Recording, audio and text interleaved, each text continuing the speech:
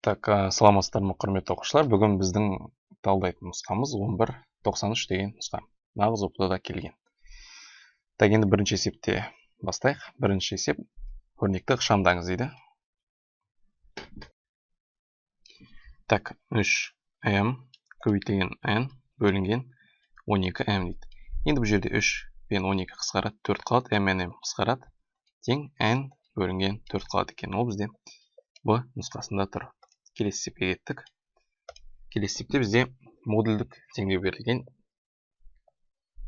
Енді бұндай модульдік теңдеулерде просто вариант қоя салған дұрыс. Мына варианттарды x-тің орнына қойып шықсақ, бізде ответ шығады. Өйткені мына өзін шығару жолы негізінен ұзақ өте. Уақыт алады nt-да.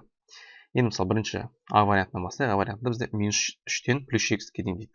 Осы арқылы мысалға 0 деген санды алып x-тің орнына қойып көрейік. 0-ды қойып көрсек 4 тең 2 деген зат шығады. Ол әрине бізде дұрыс емес. Өйткені 4 2-ге тең емес. Келесі b дейді. b-да 3-ті алайық. 3 қана берген. 3-ті қойсақ x-тің орнына 7 болады. 3 қосылған 5 мына жақта 5, 2, то есть 5 болады. Бұл да бізде әрине дұрыс емес. Келесі c-ны қоятын болсақ, -x-тен -3-ке дейін дейді. Енді осы аралықтағы мысалы -4-ті алып көрейік. -4 плюс 4 бізде 0 болады. -4 плюс 2 бізде -2 болады. Модульдан шықса ол бізде 2 шығады, плюс 2 болып. Бұл да бізде қате жауап. Өйткені 0 2-ге тең емес. Келесі -3-ті алсақ, -3 плюс 4 бізде -1 болады. Ол модульдан шықса бізде 1 болып шығады. Келесі -3-ті оң жаққа қойсақ, тоже 1 шығады екен бізде. Значит, мынау бізде дұрыс деген сөз. Мына D варианты болады. Неге? Өйткені енді тексермей қойсақ та болады. Өйткені біз 3-ті алдық қой бағана жерде. Дұрыс емес болғаны. Значит, тек қана бізде -3 болады. Ол D нұсқасында тұр. Так, келесі есеп енді. Бізге жүйе берілген енді. Мынандай. Енді жүйені кәдімгі стандартный способпен шығаруға болады. Немесе мына екі теңдікті бір-біріне қосып жіберсек болады. Екі теңдікті бір-біріне қосып жіберсек, бізде 3x қалады. Плюс y пен минус y бізде жойылып кетеді. Тең 4 плюс -1 бізде 3 болады тоже. Енді, значит, 3-ті былай қарап жүрсем, x тең 1 деген зат шығады. Енді y табу үшін мына жерге әкеліп қоясам, мен 1-ді -1 болып кетеді. Плюс y тең 4. -1 ар жаққа барады, бізде 5 болады. Сонда 1 және 5 деген бізде есептің жауабы шығады. Ол бізде E нұсқасында тұр. Келесі есеп. Бетеді екі шеңбердің бір күндік еңбек ақысы 1350 теңге дейді. Бірінші шеңбердің 5 күнгі еңбек ақысы екінші шеңбердің 4 күнгі еңбек ақысынан 270 теңгеге артық. Енді бізге табу керек бірінші шеңбердің бір күндік еңбек ақысын. Так, енді бұған вариант талдаса да болады, немесе былай теңдеу құрсақ та болады. X плюс y-іміз тең болады бізде 1350-ге. X дегеніміз, y дегеніміз әрбір шеңбердің бір күнгі тапқан еңбек ақысы. Сонда екеуінікі 1350 теңге деді. Енді бірінші шеңбердің 5 күнгі еңбек ақысы, то есть 5x тең болады бізде. Екінші шеңбердің 4 күнгі еңбек ақысынан 270 теңге артық дейді. То есть 4y плюс 270 деген сөз бұл бізде. Осындай жүйе шығады. Енді бізге табу керек, сонда бірінші шеңбердің еңбек ақысы бір күндік. Ол бізде x. Мына бірінші теңдіктен біз y табу алайық. Y-іміз бізде 1350 минус x болады. Так, таптық. Енді осына кеп, мына жердегі y-тің орнына кеп қоямыз. Сонда 5x 4 жақшаның ішінде 1350 болады. Минус x плюс 270 болады екен. Енді жақшаны ашатын болсақ, сонда тең 4-ке 1350 көбейтсек бізде 5400 болады. Минус 4x плюс 270. Так, мен минус 4x былай қарай жіберсем, мынау бізде 9x болады. Тең. Енді 5400-ге 270 қосатын болсақ, 5670. X тең. Енді осыны біз 9-ға бөлсек, бізде 630 деген сан шығады. Бұл бізде бірінші шеңбердің бір күндік еңбек ақысы. Ол не D нұсқасында тұр бізде. Так, келесі есеп бізде. Бізге тригонометриялық теңсіздік берілген. Бетеді 2 тангенс 3x бөлінген 1 минус тангенс квадрат 3x дейді. Енді бұл бізде тангенстің формасына келеді. Тангенс 2 альфа бізде негізінен 2 тангенс альфа бөлінген 1 минус тангенс квадрат альфа деп ашылады негізінен. Мынау бізде көріп тұрып, тура сол түрде тұр, иә? Енді мынандай түрде тұрса, мына түрге келтіре салсақ болды. Бұл бізде мына есеп тангенс 6х-тің формуласын береді. Сонда бұл үлкен түбір асты 3-тен, иә? Таптық. Енді шеңбер сызамыз. Так, тангенс түбір асты 3 деген бізде қай жерде? Ол плюс саны мына жақта тұрады. Тангенс түбір асты 3-те бізде 60 градус болады. 60 градус мына жерде. 60 градус деген бізде пи бөлінген 3. Енді таңба үлкен деп тұрса, бізде үстіге қарай жүреді былай. Үстіге қарай жүреді, мына жерге кеп тіреледі тангенсті. Ары қарай бармайды. Тангенспен аралықтар болса, минус пи бөлінген 2-ден пи бөлінген 2-ге дейін. Сонда есептің жауабы бізде пи бөлінген 3 плюс пи-н x үлкен, кіші және пи бөлінген 2 плюс пи-нің. Бізде бірақ бұл жерде x емес, 6x деп берген, бұлай. Енді 6x болса, мына 6-ны екі жаққа да бірдей бөліп жіберу керек. Сонда пи бөлінген 18 болады, плюс пи-н бөлінген 6, кіші x, кіші пи бөлінген 12 плюс пи-н бөлінген 6. Енді осындай жауапты іздейміз. Ол бізде қателеспесем Е нұсқасында тұр, яғни есептің жауабы сонда бізде Е нұсқасы болады екен. Так, енді келесі есепке кеттік. Келесі есепте бізде тағы да тригонометриялық теңсіздік беріпті. 2 синус x кіші, бұлай түрде жазбайық. Синус x кіші 1 бөлінген 2-ден деп. Сосын косинус x үлкен деп ғой. Кіші бізде 1 бөлінген 2-ден тоже. Бұлай жүйе берген. Енді тағы да шеңбер арқылы шығарамыз осыны. Так, синус x кіші 2-ден 1-ден дейді. Синустың бізде оң сандар үстінде болады ма? Екісіз қоямыз. И оң жақтағын мәнін тауып аламыз. Оң жақтағын ылғида синуста. 2-ден 1-де синус бізде пи бөлінген 6.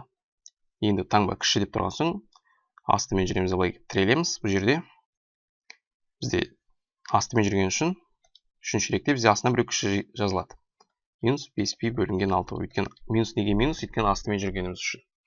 Енді теңсіздіктер туралы толық білгілеріңіз келсе, осылай қалай шығару керек? Біздің математикадан осындай курсқа қатыссаңыздар болады. Сол жерде бүкіл тақырыптар түсінеді осы НТ-ға қатысты. Так, таптық, мына аралықты бояп қояйық. Былай.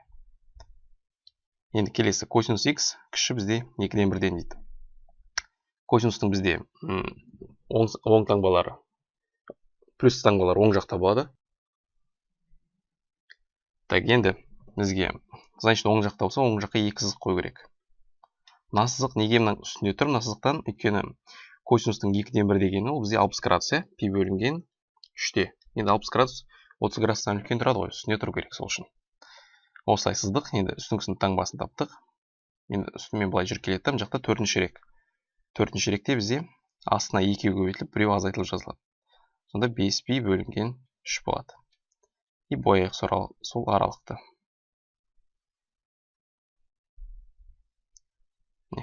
Енді бізде қиылысқан жер, минус 5π бөлінген 6-тан 5π бөлінген 3-ке дейін.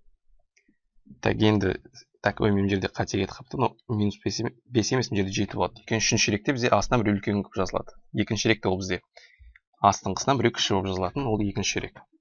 Так, енді бірақ бізде ответте негізінен мынандай есептерде ылғида плюс санмен береді. Но бізде минус болып тұр ғой. Ол ответте ылғида бізде обычно плюс қылып береді. Плюс қылып алатын болсақ, минус 7π бөлінген 6-ны біз оны екінші ширекте тұр деп ойлаймыз. Екінші ширекте бізде астынан біреу кіші жазылады деді ме? 5π бөлінген 6 деп ала саламыз. Немесе олай түсінбесеңіздер, минус 7π бөлінген 6-ға 2π қостық деп ойласаңыздар болады. Ортақ бөлім береміз. Сонда минус 7π плюс 12π бөлінген 6. Сонда бізде тағы да 5π бөлінген 6 шығады. Сонда 5π бөлінген 6-тан 5π бөлінген 3-ке дейін бізде. 2π-нан қосылады екеуіне де. Ол бізде міне б нұсқасында тұр, б нұсқасында. Так, келесі есепке кеттік. Арифметикалық прогрессияның А1, А2, 15, А4, А5, 33, А7 мүшелері берілген. Бізге тауы керек А1 көбейтілген А7-ні. Енді кәдімгі арифметикалық прогрессия болса, мына 15 деген бізде 3-ші мүшесі. Так, 4, 5, 33 деген бізде 6-ші мүшесі. Енді А3 дегеніміз бізде олай ашылады. А1 қосылған 2D деп ашылады. Тең 15-ке осы бізде. 33 дегеніміз бізде 6-ші мүшесі, ол бізде А1 қосылған 5D деп ашылады. Бұлай. Енді 2 теңдікті бір-бірінен азайтып жіберсем, менде минус 3D тең. И 15-тен 33-ті азайтып. Ол бізде минус 18 болады. Сонда d-мыз бізде 6-ға тең екен. D-ны таптық, енді бізге А1-ды табу керек. А1-ды табу үшін жерге әкеп қоя салайын d-ның мәнін. Сонда А1 қосылған 12 тең 15. А1 тең болады, сонда 3-ке тең екен. Арифметика прогрессияда ылғи да осы А1 мен d-ны табу керек, ең бастысы. Сосын бүкіл есеп шығады бізде. Так, А1 бізде бар, енді А7-ні табу керек. А7 дегеніміз бізде А1 қосылған 6-ды. Сонда А1-міз 3-ке тең, плюс 6 көбейтілген 6, 36. Сонда 39 болады бізде. Енді А1 көбейтілген А7 дейді. Сонда 3 көбейтілген 39-ды сұрап тұр, ол бізде 90, 27, 117 болады. Д нұсқасында тұр. Кеттік келесі есепке. Анықталмаған интегралды табыңыз дейді. Бүйтеді синус 1 бөлінген x дейді. dx тең. Енді бұл біз қазір формулаға салсақ болды. Формуласы былай. Синус kx болса, мысалы, коэффициентпен. Формуласы бізде минус косинус kx бөлінген k. Осылай болады. Сонда синус 1 бөлінген, синус несі? Минус косинус 1 бөлінген 2x бөлінген 1 бөлінген 2 болады. Ол жерде 2 бізде бөлініп кетсе, үстіне шығып кетеді. Минус 2 косинус 1 бөлінген x деген бізде есептің жауабы шығады. Осы бізде мынаның интеграл болып табылады. Так, оны тауып алайық. Минус 2 косинус 0,5 деп берген екен. Плюс c бар еще. Ответ сондай бізде e нұсқасы болады. Келесі. M және N векторлары берілген. Екі вектордың скаляр көбейтіндісін тап дейді. Скаляр көбейтінді дегенді білетін шығармыз. Ол бізде x пен x-ін көбейтіп, y пен y-ін көбейтіп, қоса салу. Енді бұл жерде тағы да бізге z-ті берген. Плюс z1 көбейтілген z2 деген сөз. Деген сонда 3-ке 2-ні көбейтесек 6, 4-ке 3-ті көбейтсек плюс 12, минус 2 минус 3-ті көбейтсек плюс 6 болады бізде. Сонда общий бізде 24 деген сан шығады. Ол бізде b нұсқасында тұр. Келесі. Бүйтеді. Шар мен конустың көлемдері бірдей дейді. В шар, В конус. Екеуінің көлемдері бірдей дейді бізге. Так, енді бізге айтқан шар радиусы конус биіктігінен 4 есе кем дейді. Сонда R шарымыз бізде конустың биіктігінен 4 есе кем екен. H бөлінген 4 деген сөз бізде. Енді бізге сұрап тұр, конустың радиусын шар радиусы арқылы өрнектеңіз дейді. Енді ол үшін екеуін біз ашайға V шар, V конус дегенді. Шардың бізде білеміз көлемі 4 бөлінген 3 πr куб шар деп жазу керек. Тең болады. Конустық бізде 1 бөлінген 3 π r квадрат конус h. Осылай болып ашылады. Енді қысқаратындарды қысқартып жіберейік. 3 пен 3 қысқарды, π мен π қысқарды бізде. Сонда 4 r куб шар қалады екен. Бұл жақта r квадрат конус h қалады екен. H-ты енді біз бағана айттық. H-ты біз r шар арқылы өрнекте аламыз. Екен шардың радиусы 4 есе кем дейді. Осы жерден өрнектеп алсақ бізде 4r шар h-ға тең болады екен. H-тың орнына осыны әкеп қоя салайын мен. 4r шар. Так, сонда бұл жақта 3 пен біреу қысқарып кетеді. Так, 4 пен 4 қысқарып кетеді. Қалады r квадрат шар тең болады r квадрат конус деп қалады екен бізде. Түсінікті шығар. Енді екеуінде түбірден шығарып жүрсек, r шар тең r конусқа. Екеуін өрнекте болдық, сонда бізде b нұсқасы дұрыс болады. R шар деген ғана зат қалады. Келесі. AN тізбектегі рекуррентті түрде берілген дейді. Бірінші мүшесі, екінші мүшесі және мынандай мүшесі дейді. Енді бізге төртінші мүшесін табу керек екен. А4-ті тап дейді. Енді А4 дегенді табатын болсақ, мына жерге қойып табу керек. N-нің орнына, мына N плюс 1-дің орнына бізге 4 шығу керек. Сонда N плюс 1-дің орнына, N-нің орнына мен 3-ті аламын.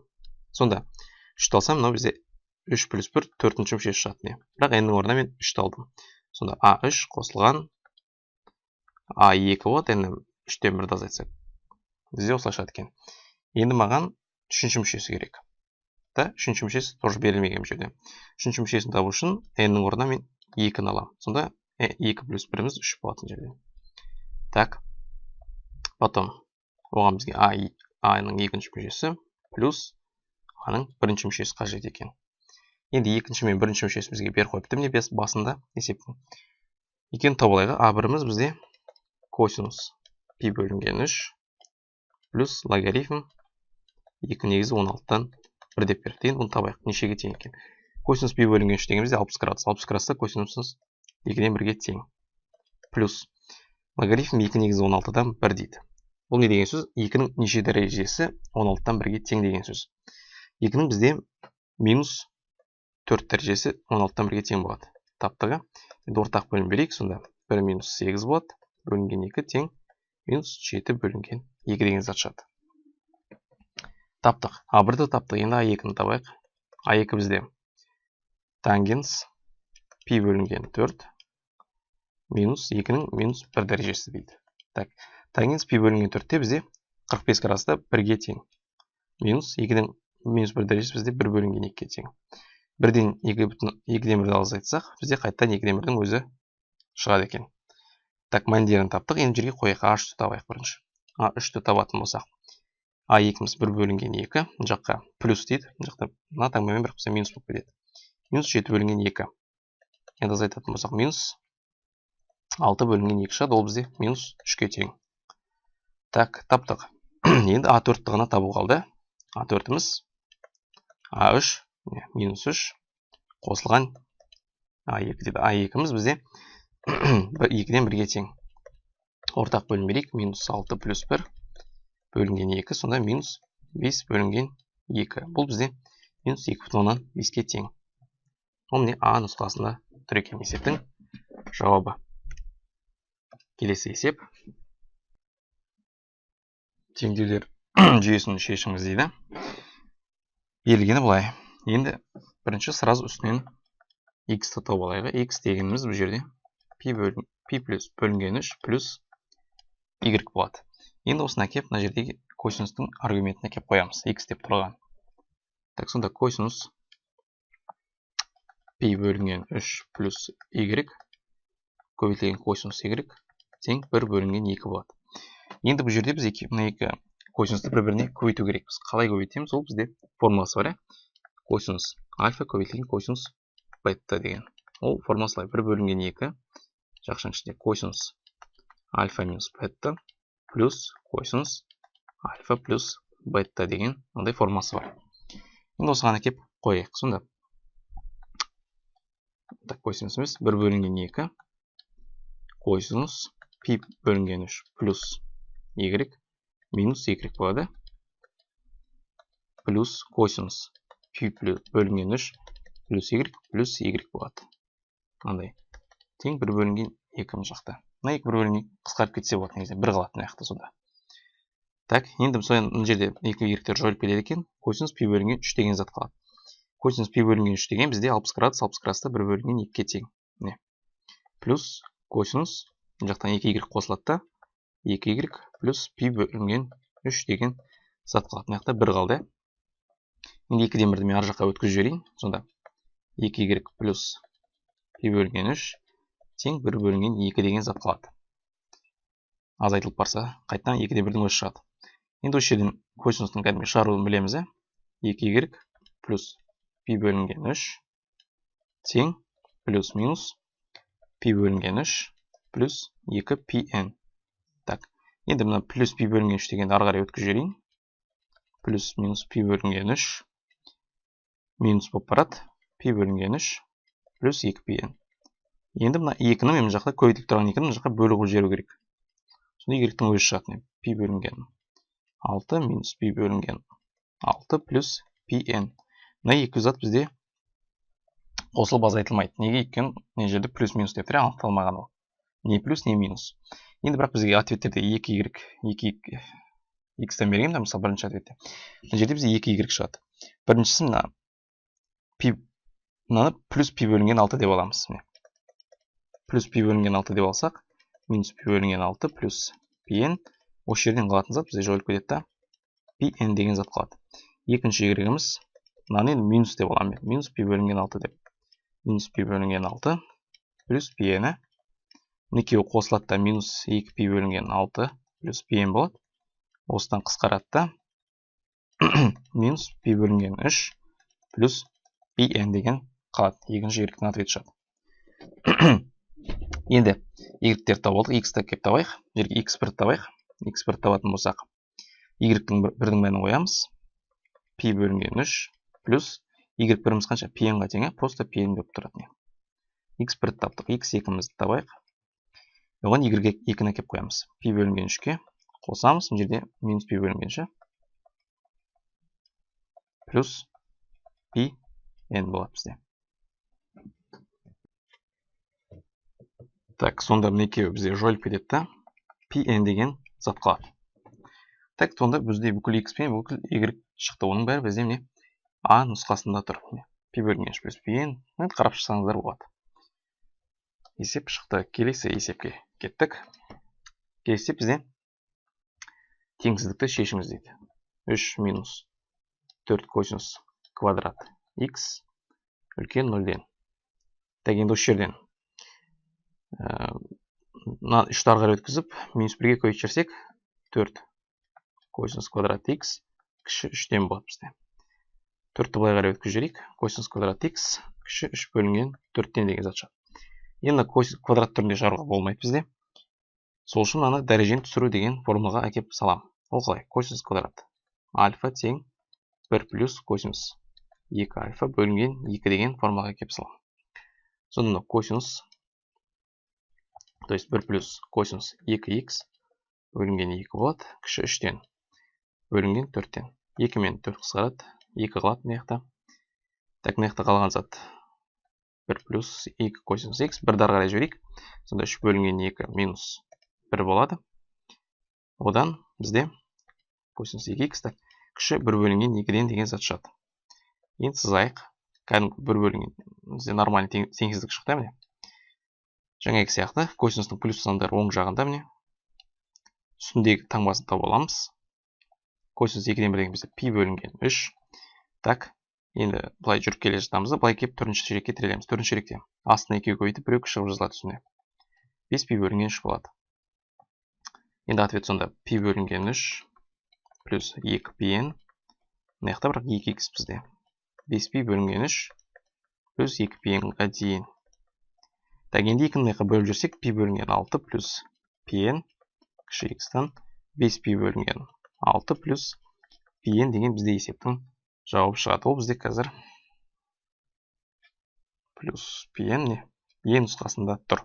Шатастырмаймыз, бұл жерде кейбіреуінде міне мысалы ада тура осылай, бірақ 2 pn-ден қосып қойған. Назар аудармасақ, мына белгі салуымыз мүмкін әбден. Так, келесі есеп. Суретте берілген бойынша екі нүктенің ара қашықтығын табыңыз дейді. Енді бұл жерде бізге былай беріп қойған. Табудың әртүрлі способтары бар. Ең оңай жолы мына тік бұрышты үшбұрыш түрінде ала саламыз. Мына жер бізде 1 дейді. Ұзындығы 1 ғой, минус болса да плюс 1-ға ала саламыз. Мына ұзындығы міне 2. Сонда мына 1, мына 2 болсын, катеттер болады. Мына бізде гипотенуза. Осының ара қашықтығы гипотенуза болып тұр. Енді кәдімгі Пифагор теоремасын салып, гипотенузасын таба саламыз. А квадрат плюс b квадрат тең c квадрат деген. А квадратымыздың 1-дің квадраты 1 болады, b-ның 2-ның квадраты 4 болады, c квадрат. 2-ін қосса 5, сонда c тең түбір асты 5 болады екен бізде. Есептің жауабы. B нұсқасында тұр міне. Келесі есепте бізде шеңбер беріп қойыпты, x-ті табыңыз дейді. Бұл өзі негізінен бір түрлі қызық берілген есеп. X-ті мына жаққа беріп қойған. Мынау шеңбер так. Сұрап тұрған жері сонда мына жер. X-іміз MO S деген бұрыш. То есть O бұрышын табу керек бізге. Табатын болсақ, негізі оп-оңай бұл есеп. Мынандай түрде аламыз, не? Так, мына жер бізде 40 градус дейді. Енді бұл жерде тура солай 40 градус деп ала саламыз. Екеуі тең, екеуі бірдей ғой екен. Керіп тұрған заттар. 40 градустан болса, бізде 3 бұрыш шығады. 3 бұрыштың үшті бұрыштарын қосындысы біз білеміз 180 болу керек. Енді 40-қа 40-ты қоссақ 80, 180 80 алып тастасақ, бұл жерде әрине бізде 100 градус қалады. Ол осы есептің жауабы болады. Осылай тез-тез шығара саламыз, оңай негізінен. Келесі өрнекті ықшамдаңыз дейді. А плюс 1 бөлінген А квадрат плюс А плюс 1. Так, теңсіз плюс А плюс 2 бөлінген А куб минус 1 дейді. Тең. Деген А плюс 1-ді мынаны өзің қайттан жазайық бір рет. Енді А куб минус 1 дегенді ашайық. А плюс 1 А квадрат плюс А. Так, бұл жерде минус болады. Плюс 1 болады бұл жерде бізде. Так, осылай ашып жазып алдық. Енді бұл жерде ортақ бөлім беру керек. Ортақ бөлім мынау болады бізде. Мынаған бізде А плюс 1 жетпей тұр. Беретін болсақ, А плюс 1 емес, А минус 1, бұл жерде минус қой бізде. Сонда үстінде А плюс 1, А минус 1 болады. Так, плюс А плюс 2 бөлінген А плюс 1. Неге плюс 1 деп жазып кеттім өзі? А квадрат плюс 1 былай шығады. Енді мынау бізде нені береді? Мынау бізде А квадрат минус Б квадрат деген формасын береді. Сонда А квадрат минус 1 шығады бұл жерден. Плюс А плюс 2 бөлінген А минус 1.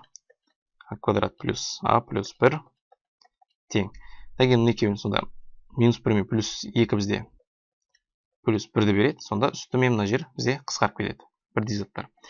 Сонда 1 бөлінген А минус 1 деген есептің жауабы шығады. Ол С нұсқасында тұр бізде.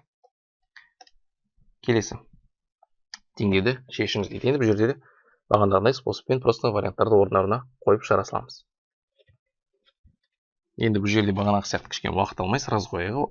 Дұрыс ответін сразу қояйық. Дұрыс ответ бізде С болады. То есть 0-ді қойсақ, 0 минус 0 плюс 5-іміз 5-ге тең, не? Тең жақта 0 минус 5. Екеуін жақта бірдей зат шығады, минус 5 тең минус 5 деген. Сонда С деген бізде дұрыс жауап болады екен. Келесі 18-ші есеп. Бізге біткен моторлы қайық ағыспен жүзіп А пунктінен Б пунктіне 1,3 сағатта барады дейді. Моторлы қайық ағысқа қарсы жүзіп, одан аға 1,9 сағатта барады. Ағыс жылдамдығы 2,4 болса, моторлы қайықтың меншікті жылдамдығын табыңыз дейді. Так, В ағыс бізде ағыстың жылдамдығы 2,4 екен. Так, енді олар мысалы Адан Б-ға дейін барады ғой. Адан Б-ға дейін барады. Бұдан аға дейін қайтады. Барады, қайтады. То есть жүретін жолдары бірдей. Енді жолдың бізде формасын білеміз. S тең ВТ. Енді барғандағы жолдың формасы қалай екен? Барғанда ол бізде өзінің жылдамдығы не В. И ағыспен жүрсе, ол бірінші ағыспен жүзіп 1,3 сағатта барды дейді. Ағыспен жүрсе, ол қосылады ағыспен. В ағыс болады. Көбейтілген Т болады. Т дегеніміз бізде білеміз 1,3 бұл жерде. Енді бұл бару дейік. Енді екеуі бірдей, жолдар қайту жолы міне. Қайтқан кезде ағысқа қарсы жүреді ол бізде. Қарсы жүрсе, бізде наоборот азайтылады.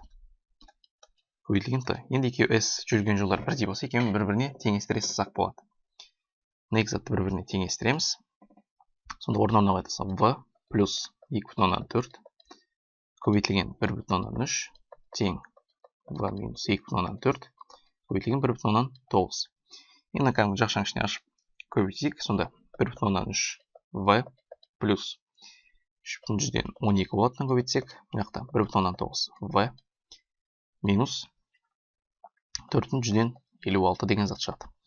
Енді мен 1,3 бұны былай қарай, минус 4,56-ны былай қарай жіберейік. Сонда 7,168 тең 0,6 В деген зат шығады. Осы жерден В-ны табатын болсақ, бізде 12,8 деген жауап шығады. Ол бізде міне А нұсқасында тұр. Осылай негізінен оңай есеп. Келесі. теңіздіктер жүйесін шешіңіз дейді. 3 минус x бөлінген x плюс 1 үлкен немесе тең 1-ден дейді. Енді 1-ді бері қарай алып келейік. Алып келетін болсақ минус 1 болып келеді. Үлкен 0-ден ортақ бөлім берсек x плюс 1. Сонда 3 минус x минус 1 бөлінген x плюс 1 деген зат шығады. Үлкен 0-ден. Осы жерден 2 минус 2x бөлінген x плюс 1 үлкен немесе тең 0-ден. Енді есепте білеміз. X-ің алдында минус тұрса, орнын ауыстырып, таңбасын ауыстырып шығару керек. 2x минус 2 деп аламыз міндетті түрде. X плюс 1. И орнын ауыстырамыз, таңбасын кіші деп жібереміз. Болды. Енді астынан x тең емес минус 1-ге деген зат шығады. Үстін жаратын болсақ. Осы жерден x кіші немесе тең 1-ден деген зат шығады. То есть, мына теңіздіктен бізде минус 1 және 1 деген сандар шықты. Енді екіншісін шығарайық. Екіншісін шығаратын болсақ 3 минус x бөлінген x плюс 1 үлкен немесе тең 0-ден. Енді жаңа айтқам, орнын ауыстырып алу керек. X минус 3 деп.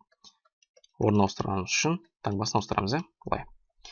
Сонда мына жерден x тең емес минус 1-ге деп тағы шығады. Үстінен бізде x кіші немесе тең 3-ден деген зат шығады. Енді бұл жерден сонда минус 1 және 3 деген заттар шықты, сандар. Енді жүйеде неше теңіздік бар, сонша сан осы болады бізде. Біріншісінен бізде минус 1 және 1 деген заттар шықты. Минус 1 бізде боялмайды, өйткені бөлшектің бөлімінен шықты. Бөлшектің бөлімінен шыққан заттарды ешқашан боямаймыз. Үстінен бізде 1 деген сан шықты. Плюс, минус, плюс. Таңба бізде кіші деп ауысып кетті ең соңында. Сонда сол үшін минус жағын боямыз. Келесі минус 1 және 3 деген сандар шықты. Бұл жерде 3 боялады, тоже үстінен шыққан үшін. Плюс, минус, плюс. Бұл жерде тоже таңба кіші деп ауысып кетті ең сонда минус жағын боямыз сонда. Енді есептің екі рет қиылысқан жерде есеп жауап болады сонда. Минус 1-ден бізде 1-ге дейін. 1-ге бірақ біз тік жақша қоямыз. Боялып тұра.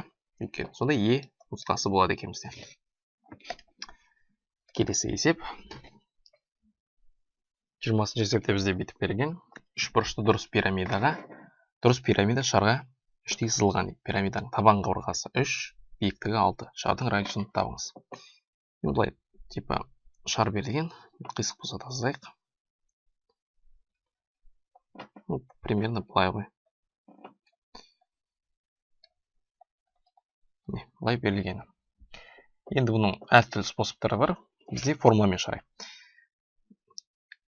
Үшбұрышқа сырттай ысылған шеңбердің радиусының бізде формуласы бар. R тең b квадрат бөлінген 2h деген. Бұл формулаларды мен скоро группаға салып қоямын. Әртүрлі фигураларға сырттай немесе іште ысылған шарлардың радиустарының формулалары. Скоро группаға шығады. Енді сырттай ысылған шеңбердің радиусының формуласы осындай бізде. Так, h деген белгі пирамиданың биіктігі. B деген бұл жерде бізде пирамиданың бүйір қабырғасы бар. Соның ұзындығы. Значит, бізде биіктік берілген, қазір сол бүйір қырын тапсақ жеткілікті. Так, оны қалай табамыз? Бізге қабырғалары табаның 3 деп берілген. Дұрыс үшбұрыш қой бұл бізде. Енді мына жерін табу үшін мынандай биіктік түсіреміз. Биіктігі бізде 6-ға тең. Енді былай қарай жүргізсек, бізде қазір мынандай тікбұрыш үшбұрыш шығады. Осы жерден қазір Пифагор арқылы таба аламыз. Ол үшін мен мына жердің ұзындығын табу керек. Бұл жердің ұзындығын қалай табады? Бұл жердің ұзындығы пирамиданың үстінен қарасақ былай ғой. Мына жер. Бұл жер бізде табандағы үшбұрышқа сырттай ысылған шеңбердің радиусы. То есть оның формуласы бізде а бөлінген түбірасты 3. Осы дұрыс үшбұрышқа сырттай ысылған шеңбердің радиусының формуласы. Сонда ол r тең бізде 3 бөлінген түбірасты 3 болады. Осы жерден түбірден құтылсақ бізде так түбірасты 3 деген сан қалады. Мына жер значит түбірасты 3 екен. Сонда бізде былай тікбұрыш үшбұрыш шығады. Мына жер 6, мына жер түбірасты 3. Мына x тапса, қазір бізде бүйір қыры шығады. Пифагормен табайық. 36 қосылған түбірасты 3 квадраты 3 тең x квадраты. Осы жерден x тең түбірасты 39 бізде. Так. Енді мына формулаға салайық. r тең бұйрығы түбірасты 39, оның квадраты бізде 39, 2h дегеніміз бізде 12, осы жерден бізде 3,25 деген есептің жауабы шығады. Ол бізде С нұсқасында тұр міне. Оңай. Келесі есепке кеттік. 2 бөлінген 3-тің 4 дәрежесі көбейтілген 1,2-ден 1 дейді. Кубы минус 4-тің 0 дәрежесі. 0 дәрежесі деген 1 деген сөз. Енді 2-нің 4 дәрежесі бізде қанша болады? 16 болады. 3-тіңкі 81 болады. Көбейтілген 1,2-ден 1 деген бізде 2-ден 3. 2-ден 3-тің кубы бізде 27 болады. Бөлінген 8 болады. Минус 1. Қысқартайық. 8 мен 16 қысқаратта 2 қалады. 27 мен 81 қысқарса бізде 3 қалады. Сонда 2 бөлінген 3 минус 1 деген зат қалды. Ортақ бөлім берсек 2 минус 3 бөлінген 3 минус 1 бөлінген 3 деген жауап шығады бізде. Ол міне бізде так есептейтін болсақ. В нұсқасында тұр. Бірден шықса 1 бөлінген 3 болып шығады. Так, потом F нұсқасында тұр. Және H нұсқасында тұр екен. B, F, H болады. Келесі. Бүйтеді. Мына теңдеуді AX квадрат плюс BX плюс BC түрінде тең 0 түрінде жазыңыз дейді. Так, енді мына көріп тұрық. Мына жер бізде A минус B, A плюс B болып тұр. A минус B, A плюс B болып тұр. Бұл A квадрат минус B квадратқа айналып кететінін білеміз. 4x квадрат минус 1 болады. Тең мына жақта көбейтсек 2x квадрат плюс 3x. Енді бәріміз жаққа алып кетейік. 2x квадрат сонда минус 3x минус 1 деген зат шығады. Осы есептің жауабы болады. Бұл бізде так. Тек қана А нұсқасында тұр екен. Так, келесі есеп. Теңдеулер жүйесінің шешімі x, y болса, x плюс y және x көбейтілген y-ті тап дейді. 2x плюс 3y тең минус 4. 3x плюс 8y тең 1. Енді, так, үстінен немесе астынан y пен x табылайға үстінен табатын болсақ. Так, мына бірақ бөлінген болады, кішкене ұзақ болып кетеді. Лучше бір-бірінен азайтып жіберейік. Біріншіден екіншісін азайта салайын мен сонда. X қалады, 8-ден 3 азайтсақ, плюс 5y қалады. 1-ден минус 4 азайтсақ бізде 1 минус 4 болады. Сонда 1 плюс болады, 5 болады бізде. Сонда x-іміз бізде 5 минус 5y-ға тең екен. Енді осы жерге кеп қоя салайық. 3 5 минус 5y плюс 8y тең 1. 15 минус 15y плюс 8y тең 1. 15 ары қарай барса бізде минус 14 болады, но минус 7y болады, но минус 14y. 14 болады просто. Так, енді бөліп жүрсек, y тең 2 деген сан шығады. Так, енді x табу олайық. X табу үшін y-тің орнына кеп қоямыз. X тең 5 минус 10 болады, сонда жерде минус 5 деген сан шығады. Енді бізге тапсын деген x плюс y және x көбейтілген y деген. Екеуін так қосатын болса, 5 минус 5 плюс 2 минус 3-ті береді. Екеуін көбейтетін болсақ, минус 10 деген береді. Сонда 23-те бізде e және f деген жауаптар шығады екен. Келесі. Так, бізге бүйтеді. А және Б пунктінің арасы 84 километр дейді. Сықпайық. А, Б. Б. Ой, бұттатамыз ауысып кетті.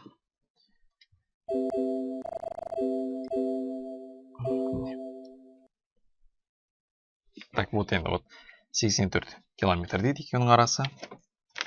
Так, А пунктінен екі жолаушы бір уақытта шығады дейді. Бірінші жолаушының жылдамдығы екінші жолаушының жылдамдығынан 2 километр артық дейді сағатына. То есть бірінші жолаушының жылдамдығы V1 болсын, екіншісі V2 болсын. Сонда V1 бізде V2-ден 2-ге артық дейді. Енді ол Б пунктінен 1 сағат ерте жетеді дейді. Сонда бірінші жолаушы екінші жолаушыға қарағанда Б пунктіне 1 сағатқа ерте жетеді. Ол не деген сөз? Бірінші жолаушының уақыты екінші жолаушының уақытына қарағанда 1 сағат кем болады. 1 сағат ерте жетеді деген -1-ді алып таста деген сөз. Енді бізге сұрап тұр, әр жолаушының жылдамдығын табыңыз дейді. Енді екеуінің жүрген жолы бірдей ғой, 84 км. Ол бізде формуласы бар, S тең VT деп бағана көрсеткен. Осыған салайық. То есть 84 тең болады. Бірінші жолаушының жүрген жылдамдығы V1, T1 болады. Өзінің уақыты, өзінің жылдамдығы. Екінші жолаушынікі тоже 84 жүреді, V2, T2 жүреді. Тоже жылдамдықпен уақыты әртүрлі. Енді бұл жерге мен V1, T1-дің орнына мына мәндерді қояйын. Бағана жүктеп алған. Сонда 84 тең V1 деген V2 плюс 2 болады. T1-міз бізде T2 минус 1 болады. Астында мынау тұра берсін. Негізі тіпті мұнан қажеті де жоқ негізі бізге. Қажеті жоқ дегенде просто өрнектеп алуға қажет. Сол үшін сетегі. Енді үстіне мен мысалы мына жерден T2-ні өрнектеп алайын. T2-ні өрнектейтін болсам, ол бізде 84 бөлінген V2. Енді әкеп жерге қоям мен оны. Сонда 84 тең V2 плюс 2. Так, T2 84 бөлінген V2 болды, минус 1. Енді жерге ортақ бөлім берейік, V2 деп. Сонда 84 тең V2 плюс 2. 84 минус V2 бөлінген V2 шығады. Так. Енді мына жақшаны мен былай көбейтейін. V2-ді былай қарай көбейтсек, мына былай қысқарып кетеді. Қалады 84 тең. Так. 2 қалады екен. Так. Неде 2 емес. Өзі қалады ғой, 84 минус V2 қалады. Көбейтіп жерсек. Енді 2-ні көбейтеміз. 2-ні көбейтсек, бізде плюс 168 минус 2V2 бөлінген V2 деген зат қалады. Енді 84 пен 84 жойылып кетеді. Мына минус V былай қарай өткізейік. Сонда 168 минус 2V2 бөлінген V2. Былай қарай пропорция ретінде көбейтіп жүрсек, бізде V2-ның квадраты мына жақта плюс 2V2 болып келеді, но минус 168 болып келеді. Тең 0. Енді дискретант шығарсақ, 4 плюс 672 деген шығады, осы жерден 676 деген сан шығады. Ол бізде 26-ның квадраты. Минус 2 плюс минус 26 бөлінген 2. Осы жерден біріншісі 12 шығады, екіншісі минус 14 шығады. Бірақ минусты алмаймыз. Неге? Өйткені бізде минус жылдамдық деген болмайды, әрине. 12-ні ғана аламыз. 12 сонда бізде есептің жауабы. Есептің жауабы дегенде ол екінші жолаушының бізде жылдамдығы. Біріншісін табу үшін мына жерге қоясақ, V1 шығады. V1 тең, сонда 12 плюс 2, 14. Екеуінікін таптық сонымен. 14 және 12. Түсінікті болған шығар енді. Келесі есепке кеттік. Тегістігінің шешімі болатын аралықты көрсетіңіз дейді. Енді бізде көрсеткіштік тегістік. Мынандай кезде 5x және 25x дейді. Функция тұрса, көрсеткіш және соның квадраты тұрса, 5-ның квадраты 25 қой. Ылғи да айнымалы енгіземіз. 5x-ті a деп алам, сонда менде 25x-ім a квадрат болады. Сонда a квадрат минус 6 болып келеді мына жаққа, плюс 5 болып келеді. Үлкен 0-ден. Осы жерден дискриминант шығаратын болсақ, a1-іміз 1-ге тең болады, a2-іміз 5-ге тең болады. Так, енді сызайық. 1, 5, плюс, минус, плюс. Таңба үлкендеп тұр, плюс жағын боямыз. Енді бұл не деген сөз? A-мыз кіші 1-ден, бірақ үлкен 5-ден деген сөзі былай алсақ. Аның орнына мәнін әкеп қайттан қоям 5x-ті. 5x-міз кіші болу керек 1-ден, бірақ 5x-міз үлкен болу керек 5-ден. Так, осылай жүйе шығады. 1 дегенде мен 5-дің 0 дәрежесі деп алсайын. Мына жерде 1-дің дәрежесі қысқарады.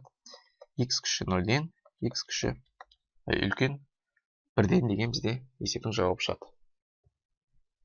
Енді бұл варианттарда бізде тек қана D және F деген нұсқаларда ғана тұр. 1-ден плюс x-ге дейін, 0-ден, минус x-тен 0-ге дейін, то есть. Келесі. Бізге теңсіздіктер жүйесінің шешімін табыңыз деп беріпті. шығарайық. 4x минус 2 кіші x минус 3-тен кіші немесе тең 2-ден. Так, енді бұл жерден бірінші x тең емес 3-ке екенін тауып алайық. Сразу сосын пропорция жасай салайық. Кіші немесе тең 2x минус 6-тан. Осы жерден 2x кіші. Так, минус 4-тен x кіші немесе тең минус 2-ден деген сан шығады.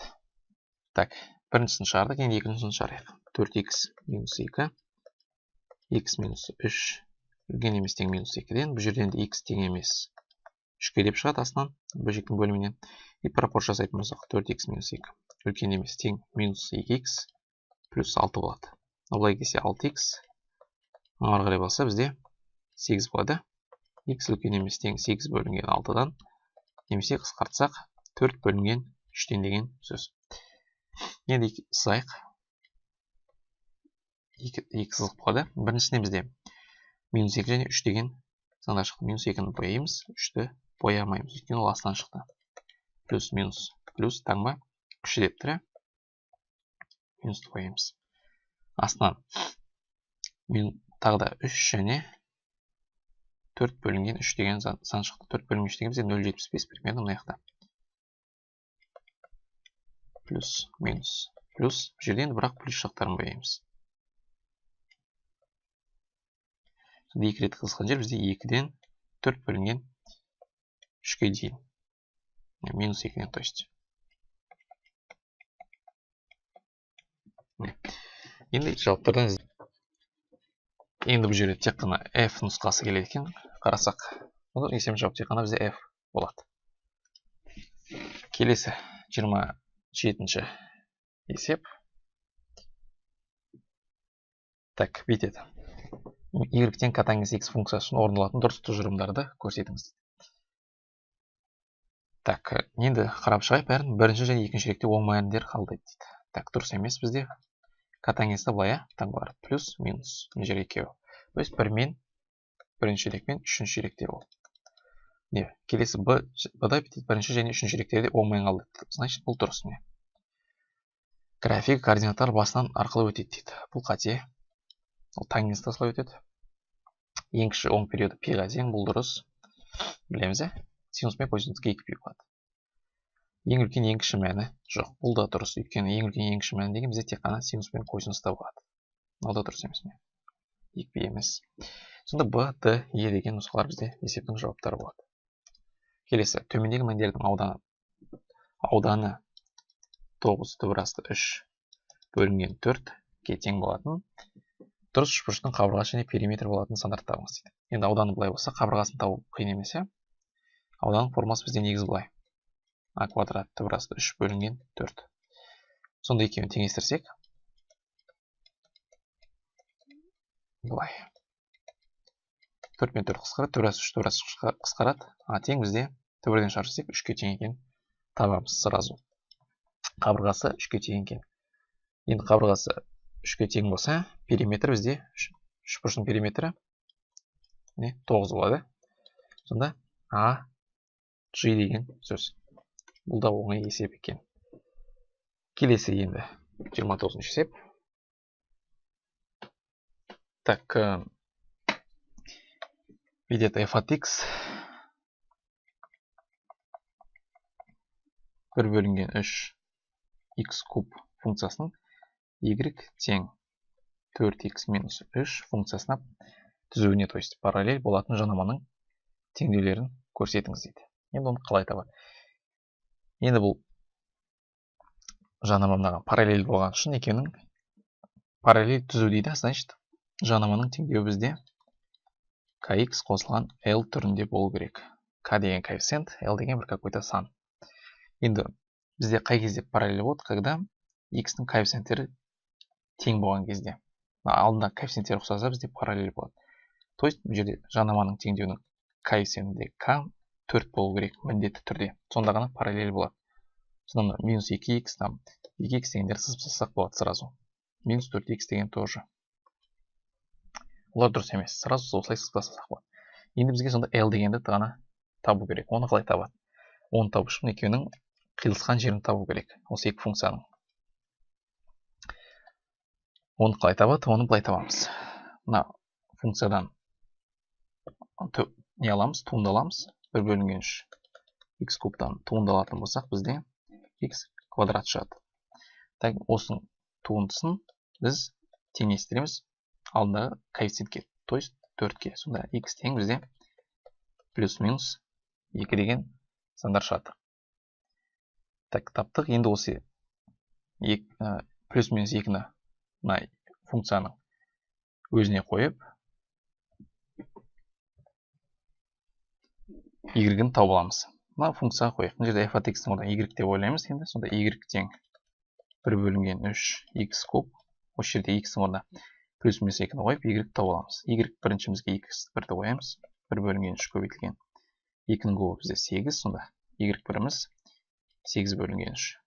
Y 2-міз, значит, бізде минус 2-нің кубы бізде минус 8. Сонда минус 8 бөлінген 3 болады.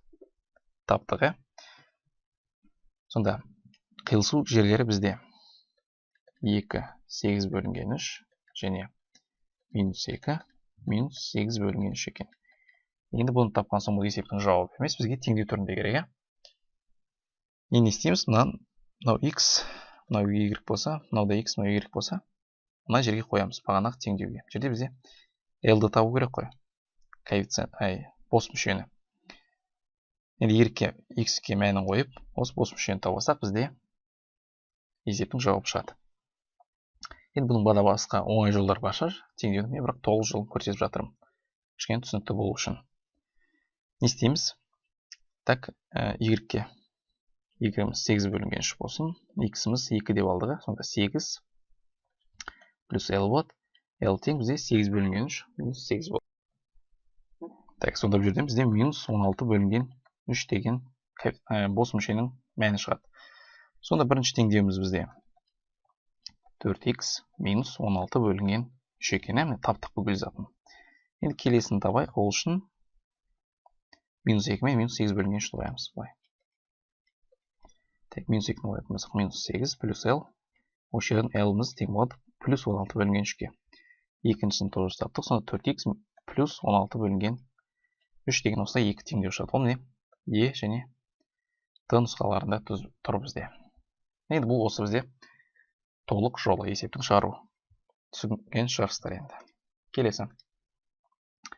Пирамиданың табан қабырғасы 14 см дейді. Сүйір бұрышы 60 градус болатын ромб. Табандағы екі жақты бұрыштары 45 градустан пирамиданың көлемін табыңыз дейді. Так, енді бұл бізде соңғы есеп. Енді берілген зайға примерно былай жасайық.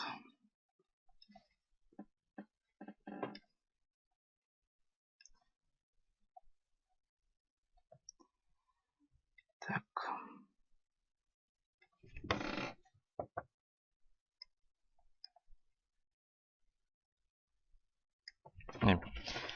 Мынау астындағы табандағы бізде ромб болсын былай. Бүкіл қабырғалары бізде 14 см. Ромбтың қабырғалары тең болатынын білеміз. Енді ромбтың сүйір бұрышы бізде 60 градус дейді. Мына жер бізде 60 градус екен. Сүйір бұрыш деген жер. Табандағы екі жақты бұрыш 45 градустан дейді. Енді алдыңғы бір нұсқа талдауда мен осы есепте 45 градусымен бүйір жағын алып қойыппын. Мына жерді. Негізінен бұл мына жер. Бір оқушы жазған. Ағай мына нұсқа тегіт қапты ғой деп береді ютубқа. Так, мына жер болады 45 градус бізде. Екі жақта бұрыш деген осы. Енді бізге табу керек пирамиданың көлеміне. Олың формуласы бізде 1 бөлінген 3 h көбейтілген s табан. Бірінші бізге табанның ауданы табылайық. То есть ромбтың ауданы табу керек. Ромбтың ауданы бізде a квадрат көбейтілген синус альфа деген формуласымен шығады. Так, табанды қабырғасы 14 квадраты 196. Синус 60 градус мына жерде міне. Синус 60 деп аламыз. Ол бізде түбірасты 3 бөлінген 2-ке тең. Сонда 98 түбірасты 3 деген сан шығады бұл жерден. Табан аудан таптық. Енді бізге биіктігін табу керек. Биіктігін қалай табады? Мына жерден биіктік жүрген жеміз. Жерге мына жерді тапсақ, біз Пифагор теоремасы арқылы биіктігін тауып алуға болады бізде. Бірақ ол үшін жердің ұзындығын табу керек. Бұл жердің ұзындығы бізде ромбқа іштей сызылған шеңбердің радиусы. Оның формуласы r тең h бөлінген 2. H деген бізде кішкентай h. Ромбтың биіктігі. Ромбтың биіктігін табу үшін бізде мына формуланы қолданамыз. Бізде аудан табатын ромбтың тағы бір формуласы бар. А көбейтілген h деген. То есть қабырғасына биіктігін көбейтсек шығады. Енді бізде аудан таптық бағана 98 түбір асты 3 деп. Қабырғасы бізде 14-ке тең екенін білеміз. H тең. Енді осы жерден 14-ті бөліп жүрсек, H тең бізде 7 бөлінген түбір асты 3 екенін табуға болады. Сонда бізде R-іміз 7 түбір асты 3 бөлінген 2 екен. Бұл жер бізде 7 түбір асты 3 екен. Енді бұл жер бізде былай сызатын болсақ, міне, былай ғой. Жер 7 түбір асты 3 бөлінген 2. Так, мына жер 45 градус. Жер бізде 90 градус, міне, биіктік 90 градус болып түседі. Енді үш бұрыштың ішкі бұрыштарының қосындысы 180 болу керек. Сондықтан жер 90, жер 45 болсам, жер бізде тоже 45 болады. 45 болса, мына екі бұрыштар теңі бізде тең берілі тікбұрыш бұрышады. Мынадай. Білеміз ғой, міне 2 альфа болса, екі қабырғасы бізде тең болады. Сонда мына қабырғасы да бізде 7 түбір асты 3 бөлінген 2-ге тең екен. Бұл қабырғасы бізде пирамиданың биіктігі. Сонда бүкіл керекті заттарды таптық. Енді формулаға сала ғана қалды бізде. 1 бөлінген 3. S табан бізде 98 түбір асты 3. Енді және биіктігі сонда бізде 7 түбір асты 3 бөлінген 2. Так, мына түбір асты 3 пен түбір асты көбейтіледі та, мына 3 пен қысқарып кетеді. 98-ге 7-ні көбейтсек бізде 600 қанша так? 686 шығу керек. 686 болады. И осыны 2-ге бөліп жүрсек бізде 343 деген есептің жауабы шығады. Ол бізде G нұсқасында тұр. Сонда бүгінгі бізді осы нұсқа талдауымыз бітті. Енді бүкіл есептерді түсініңдер деп ойлаймын. Сонымен сау болыңдар.